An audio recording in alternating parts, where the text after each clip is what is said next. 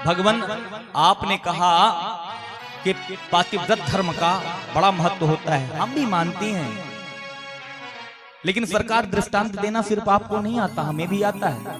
आपके साथ रह रह करके थोड़ा बहुत ज्ञान तो हमें भी प्राप्त हो ही गया है। सरकार, एक जोड़े का विवाह हुआ, पति पत्नी का। पति 2 दिन बाद जाने लगा। पत्नी ने कहा, नाथ मैंने व्रत ले रखा है कि जब तक मैं आपका पूजन ना कर लूं, आपको भोजन ना करा लूं, तब तक अन्न जल ग्रहण नहीं करूंगी। आप चले जाओगे तो भला मैं पूजन किसका करूंगी? पति ने कहा, देवी क्या करूं, आवश्यक कार्य है, हमें जाना पड़ेगा। एक उपाय करो ना, तुम मेरे चित्रपट को रख करके उसकी पूजा कर लिया करना, धूप दीप नैवेद्य और उसके सामने रख के भोग लगाना, स्वयं पा लेना, और जब मैं आ जाऊं तब की देखी जाएगी। बोले ठीक है। अब वह पत्नी वैसा ही नियम पालन करने लगी। महाराज 10 दिन निकल गए, उसका स्वामी ना आया। महीनों बाद जब उसके स्वामी आए, दरवाजा खटखटाया, तब वो देवी उस चित्रपट का पूजन कर रही थी।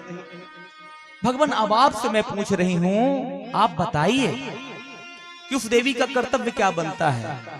वो उस चित्रपट का पूजन करे कि जाके कपाट खोल करके अपने उस पति का स्वागत करे?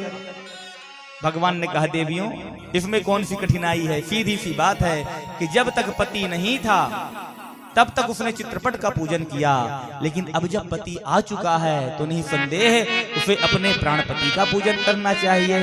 प्रभु वही तो हम आपको समझाना चाहती हैं। ये संसार के जितने पति हैं ना, ये सब चित्रपट की ही तरह हैं। वास्तव में प्राणपति तो आप ही हो सरकार।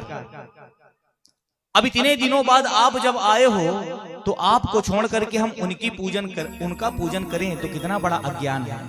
बोले वो कैसे? बोले देखो सरकार, हम अपने पतियों को क्या कहती हैं? पति परमेश्वर। पति को क्या कहती हैं? परमेश्वर। लेकिन ये पति परमेश्वर कहती कब तक हैं? जब तक उनके अंदर परमेश्वर बैठा रहता है। लेकिन जिस दिन उनके अंदर से परमेश्वर निकल जाता है, उस दिन कितनी पत्नियां हैं जो उन्हें पति परमेश्वर कहती हैं? महाराज ले जाकर के लोग फूंक देते हैं, और रात के अंधेरे में यदि वो गलती से भी वो चेहरा दिखाई दे जाए तो डर जाती है। तो वास्तव में पति था कौन? क्या वो शरीर था पति? बोले वो शरीर नहीं था, उसके अंदर निवास करने वाली वो आत्मा थी, वो परमात्मा था जो उसके शरीर के अंदर विराजमान था। हे मेरे प्राण वल्लभ, आपके चले जाने के बाद उस शरीर का कोई औचित्य नहीं रहता। भगवान अब जब आप साक्षात प्राणपति यहाँ पर आ चुके हो तो हम आपको छोड़ करके उन चित्रपटों की पूजा क्यों करें? ऐसे वर को कहवरु जो जन्म अरु मरी जाए, वरवरिये गोपाल जो भारा चुड़ लो अमर भय जाए, भारा चुड़ लो अमर भय जाए। महाराज ये जो गोपियां है ना, ये परम सिद्धा हैं, इनको भगवान की साक्षात प्राप्ति हो चुकी है। कथा सुन करके कई माताएं ऐसा ना करने लग जाना अपने अपने घर में जाकर के कि तुम तो फोटो हो, आज हम कथा में सुन करके आई हैं तो हम तुम्हें छोड़ करके वास्तविक भगवान की पूजा करेंगे। देखो गोपियों की स्थिति बहुत ऊंची थी।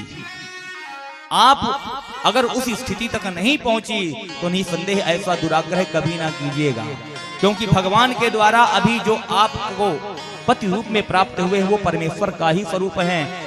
उन्हीं से साधना करते हुए, उन्हीं की सेवा जीत करके, उनके परिकरों की सेवा जीत करके एक दिन जब आपकी साधना परिपुष्ट हो जाएगी, परिपक्व हो जाएगी, तब भी भगवान की कृपा पर होगी। जिसने अपने पति को प्रसन्न नहीं किया, जिसने अपने परिवारजनों को प्रसन्न नहीं किया, ऐसी देवियां कभी भगवान को प्रसन्न करने का सोचे ही ना। कई बार ऐसा देखने में आता है महाराज कि अपने माता पिता की सेवा नहीं करती, अपने सास ससुर की सेवा नहीं करती, अपने पति से बहुत निकृष्ट भाषा का प्रयोग करती हैं, और नहाएंगी दोपहर में 12 बजे, महाराज 1 बजे 2 बजे ऐसी स्थिति देखने को मिलती है पतिदेव और परिवार भूखा पड़ा हुआ है, 2 रोटियां देने की हिम्मत नहीं है, और जाकर के घंटों मूर्ति को स्नान कराती रहती है। अगर इतना ही भाव है तो सुबह उठ करके अपने नियमों का पालन करें। लेकिन भगवान के द्वारा जो आपको परिकर दिया गया है, सबसे पहले आपका दायित्व है, आपका कर्तव्य है कि आप उनके प्रति भी अपनी जिम्मेवारियों का निर्वाह करें, क्योंकि नकल में अक्ल खराब हो जाती है, नकल करने में भी अक्ल की आवश्यकता होती है। एक बार की बात है कि एक देवी हाथ में मूसल लेकर के धान कूट रही थी। तभी उसका पति आया और उस पति ने कहा, देवी मुझे बहुत जोरों से प्यास लगी है, थोड़ा पानी दे दो।